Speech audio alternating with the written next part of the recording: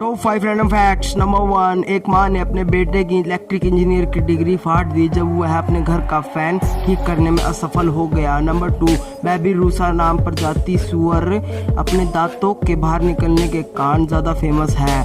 Number 3, चूहिया के 1 litre दूध की कीमत 17 लाख रुपए है। नंबर 4, लिनफार्डो रोजेव नाम के व्यक्ति 13 लोगों के साथ अंटार्कटिका में गए। वहाँ उसे अपेंडिक्स का दर्द हुआ तो उन्होंने अपना ऑपरेशन खुद ही कर लिया क्योंकि वो एक सर्जन थे। नंबर 5, बेनोथेरेपी नाम की बीमारी होने पर इंसान खुद को जानवर समझने लगता है। वह जानवर की तरह हरकत करता है और घास खाता है। ऐसे अमेजिंग फैक्ट्स जानने के लिए दोस्तों अभी हमारे चैनल को सब्सक्राइब कर ले। Thank you very much.